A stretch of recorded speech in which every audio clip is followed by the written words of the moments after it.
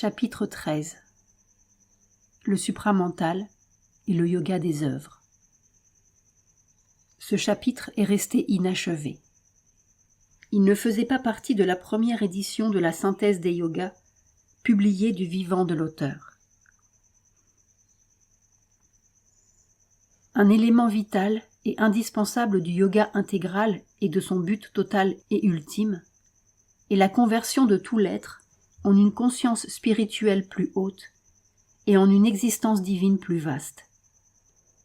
Toutes les parties de nous-mêmes, volonté, action, connaissance, être pensant, être émotif, être vital, tout notre moi et notre nature doivent chercher le divin, entrer dans l'infini, s'unir à l'éternel. Mais la nature actuelle de l'homme est limitée, divisée. Il lui manque l'égalité d'âme. Il est plus aisé pour lui de se concentrer sur la partie la plus forte de son être et de suivre une ligne de progrès déterminée qui s'accorde à sa nature particulière. Seuls de rares individus à la nature plus large ont la force de plonger immédiatement et directement dans l'océan de l'infinitude divine. Par suite, certains doivent choisir comme point de départ la concentration de la pensée, ou la contemplation, ou une recherche exclusive du mental pour trouver en eux-mêmes l'éternelle réalité du moi. D'autres trouvent plus facile de se retirer dans le cœur pour y trouver le divin, l'éternel. Pour d'autres encore, qui sont surtout dynamiques et actifs, il est préférable de se centrer dans la volonté et d'élargir leur être par les œuvres. Unis au moi et à la source de tout par la soumission de leur volonté à son infinitude, guidés en leurs œuvres par la divinité secrète au-dedans, ou soumis au Seigneur de l'action cosmique, qui est le maître et la force motrice de toutes leurs énergies de pensée, de sentiment, d'action, et par cet élargissement de l'être, devenu sans égaux et universel, ils peuvent, par les œuvres, faire un premier pas vers un état pleinement spirituel. Mais quel que soit le point de départ, le chemin doit nous conduire vers un plus vaste empire. Il doit finalement comprendre la totalité d'une connaissance, d'une sensibilité et d'une volonté d'action dynamique intégrée, une perfection de l'être et de la nature entière. Dans la conscience supramentale, au niveau de l'existence supramentale, cette intégration est complète. La connaissance, la volonté, la sensibilité, la perfection du moi et de la nature dynamique s'élèvent chacune à son propre absolu, et toutes à leur harmonie parfaite en se fondant l'une en l'autre, à une intégralité et une perfection divine. Car le supramental est une conscience de vérité en laquelle la réalité divine, pleinement manifestée, n'œuvre plus avec les instruments de l'ignorance. L'absolue vérité statique de l'être devient dynamique dans une vérité d'énergie et d'activité de l'être, parfaite et non conditionnée. Là, chaque mouvement est un mouvement de la vérité spontanée de l'être divin, et chaque partie est en complète harmonie avec le tout. Dans la conscience de vérité, même l'action la plus limitée, la plus finie, est un mouvement de l'éternel et infini, et participe de la perfection et du pouvoir absolu inhérent à l'éternel et infini. En outre, l'ascension dans la vérité supramentale, non seulement élève notre conscience spirituelle et essentielle à cette hauteur, mais permet une descente de cette lumière et de cette vérité dans tout notre être et toutes les parties de notre nature. Alors, tout devient une partie intégrante de la vérité divine, un moyen d'union, un élément de l'unité suprême. Cette ascension et cette descente sont donc nécessairement le but ultime de ce yoga. S'unir à la réalité divine de notre être et de tout être est le seul objet essentiel du yoga. Il est nécessaire de nous souvenir toujours de cela. Nous devons nous rappeler que notre yoga ne doit pas être entrepris pour acquérir même le supramental, mais pour le divin.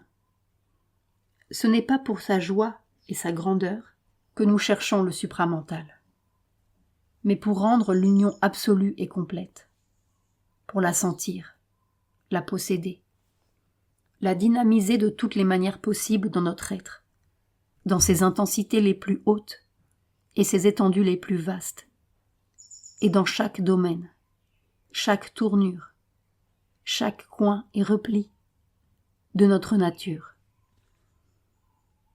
C'est une erreur de penser, comme beaucoup y sont enclins, que le but du yoga supramental soit d'arriver à la grandiose magnificence de la surhumanité, à une grandeur et un pouvoir divin, ou à l'accomplissement d'une personnalité individuelle glorifiée. C'est là une conception fausse et désastreuse. Désastreuse parce qu'elle risque d'éveiller en nous l'orgueil, la vanité et l'ambition d'un mental vital rajasique qui, s'il n'est pas dépassé et vaincu, nous mènera nécessairement à notre ruine spirituelle. Fausse parce que c'est une conception égoïste et que la première condition d'une transformation supramentale et de se débarrasser de l'ego. Elle est particulièrement dangereuse pour la nature active et dynamique des hommes qui ont une forte volonté et des hommes d'action qui peuvent aisément s'égarer dans leur quête du pouvoir.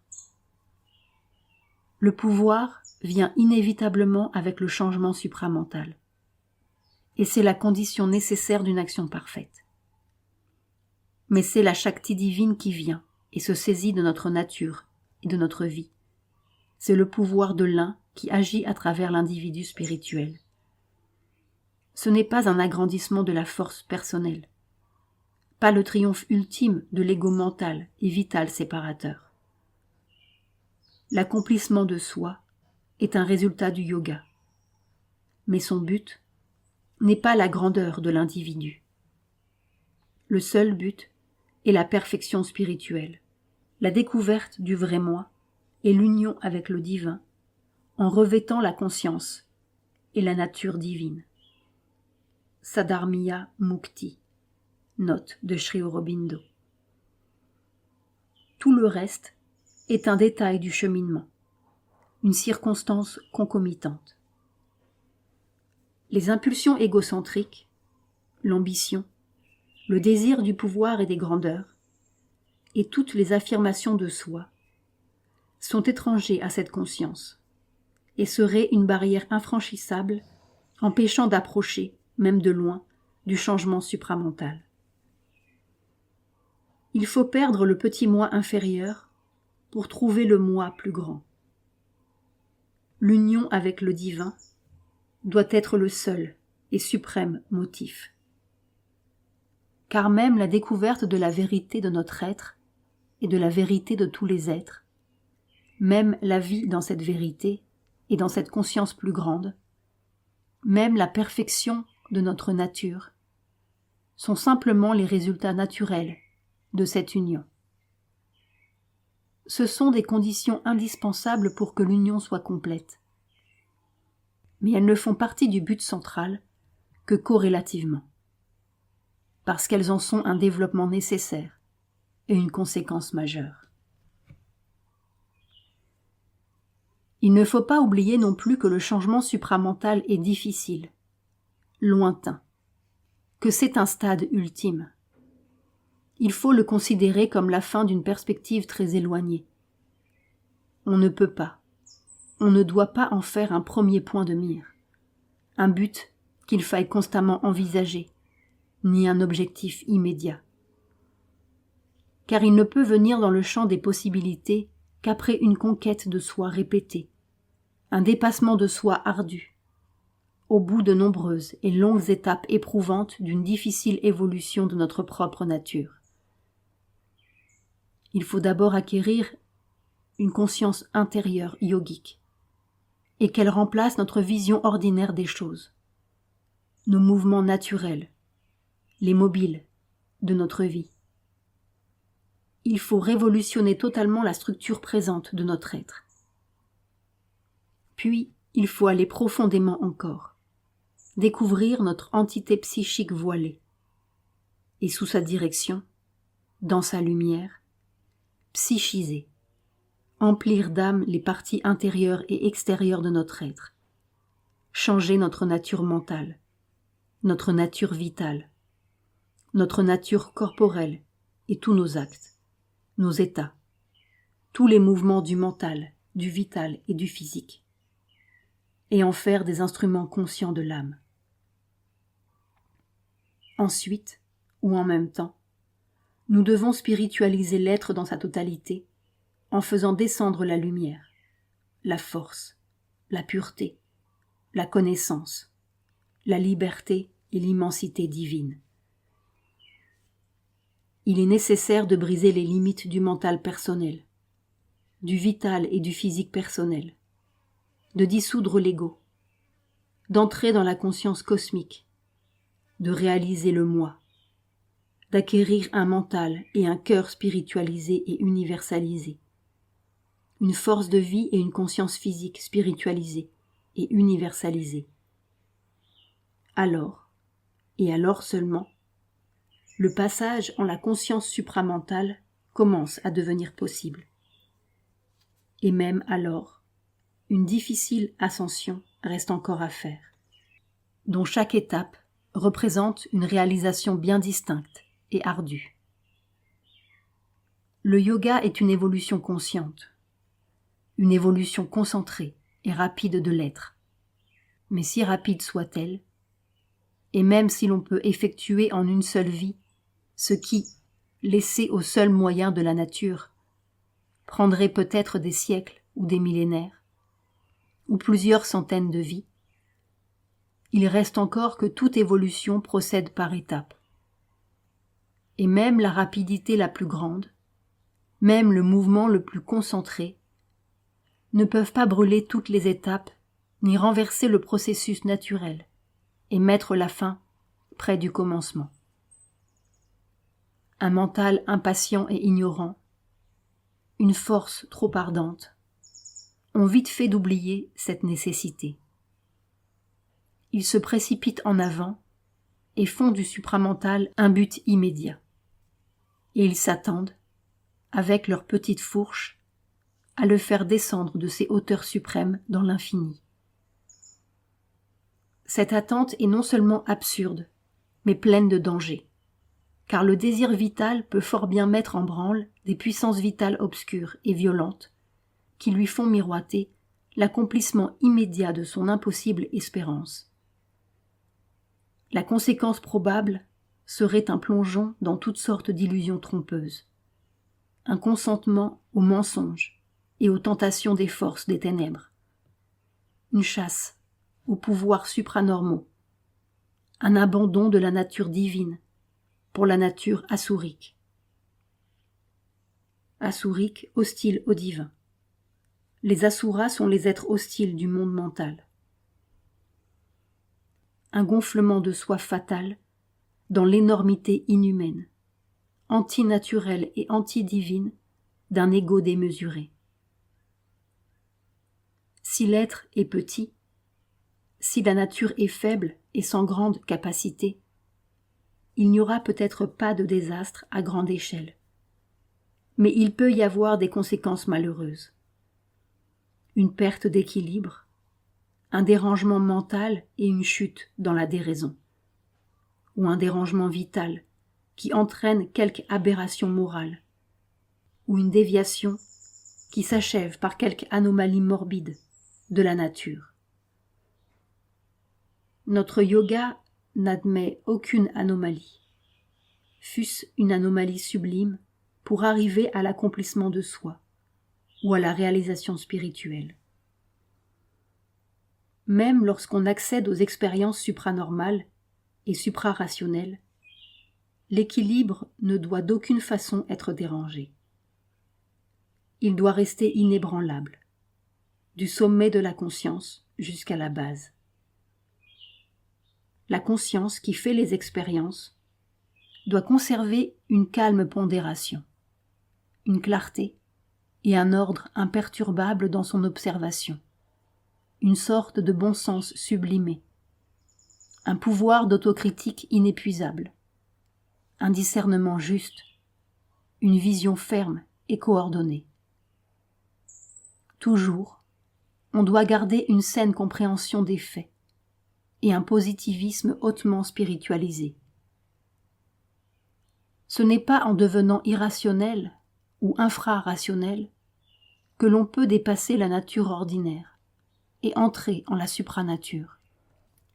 C'est en passant de la raison à la lumière plus grande d'une supraraison. Cette supraraison descend dans la raison et la hisse vers les régions supérieures, tout en brisant ses limites. La raison n'est pas perdue, mais elle change, et échappant à ses limites, devient ce qu'elle est vraiment, un pouvoir de coordination dans la supranature.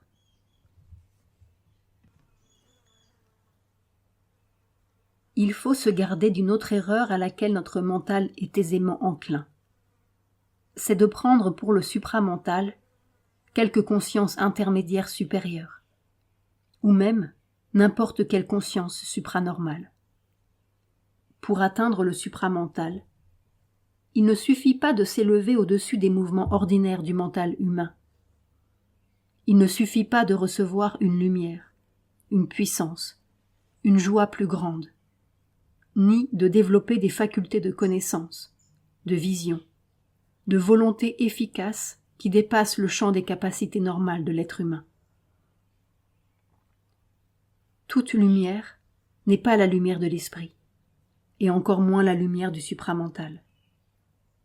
Le mental, le vital, et même le physique, ont des lumières qui leur sont propres, bien qu'elles soient encore cachées, et qui peuvent être une grande source d'inspiration, d'exaltation, d'information, et être douées d'un grand pouvoir d'accomplissement. L'ouverture à la conscience cosmique peut aussi apporter un vaste élargissement de la conscience et du pouvoir. L'ouverture au mental, au vital et au physique intérieur et aux diverses étendues de la conscience subliminale peut libérer et mettre en mouvement des pouvoirs anormaux ou supranormaux de connaissance, d'action ou d'expérience. Pouvoirs qu'un mental insuffisamment instruit pourrait facilement prendre pour des révélations, des inspirations ou des intuitions spirituelles. L'ouverture vers le haut, aux étendues plus vastes de l'être mental supérieur, peut faire descendre beaucoup de lumière et beaucoup de force, et créer une activité intense dans un mental et un pouvoir de vie devenu intuitif. Ou bien, l'ascension jusqu'à ces étendues peut apporter une lumière vraie, mais encore incomplète, et qui facilement se mélange. Une lumière qui est spirituelle en sa source, bien qu'elle ne reste pas toujours spirituelle dans son caractère actif quand elle descend dans la nature inférieure. Mais rien de tout cela n'est la lumière supramentale, ni le pouvoir supramental. Ceux-ci ne peuvent être vus et saisis que quand on a atteint les sommets de l'être mental, quand on est entré dans le surmental et arrivé aux frontières du vaste hémisphère supérieur de l'existence spirituelle. Selon Sri Aurobindo, les divers degrés du mental, y compris son sommet surmental, constituent l'hémisphère inférieur de l'existence, tandis que le supramental et ses divers degrés constituent l'hémisphère supérieur. Notons que Sri Aurobindo emploie à dessein le terme hémisphère, pour bien marquer que la partie supérieure n'est pas complète sans sa moitié inférieure. Là, prennent fin totalement l'ignorance, l'inconscience, la nescience originelle et vide. Sri Aurobindo préfère souvent le terme nescience au terme inconscience. Car cette soi-disant inconscience contient une conscience cachée. Seulement elle ne le sait pas. C'est un état de non-savoir, ou nescient. Base de la nature matérielle, qui lentement s'éveille à une semi-connaissance, et qui enveloppe, imprègne, et limite puissamment tous nos pouvoirs de pensée et de vie. Car là, une conscience de vérité sans mélange et sans amoindrissement est la substance même de tout l'être, sa pure texture spirituelle. S'imaginer que l'on a atteint pareille condition quand on est encore ballotté dans la dynamique de l'ignorance, bien que ce puisse être une ignorance éclairée et illuminée, c'est s'exposer à un égarement désastreux ou à un arrêt dans l'évolution de notre être. Si nous prenons ainsi quelque état inférieur pour le supramental, nous nous exposons à tous les dangers dont peuvent être victimes ceux qui demandent la réalisation avec une hâte égoïste et présomptueuse. Et si c'est l'un des états supérieurs que nous prenons pour l'état suprême, nous pouvons, même si notre accomplissement est grand, nous arrêter court avant d'avoir atteint le but plus haut et plus parfait de notre être. Car nous restons satisfaits de notre approximation, et la transformation suprême nous échappe. Atteindre à la libération intérieure complète et à une haute conscience spirituelle n'est pas non plus la suprême transformation, car même cette haute réalisation, cet état essentiellement parfait, n'empêchera pas que les parties dynamiques de notre nature resteront des instruments du mental, fût-ce un mental illuminé et spiritualisé. Malgré leur connaissance et leur pouvoir plus grand, elles seront donc encore défectueuses, comme tout ce qui obéit au mental, et soumises à un obscurcissement partiel ou local, ou limité par la naissance originelle qui les recouvre.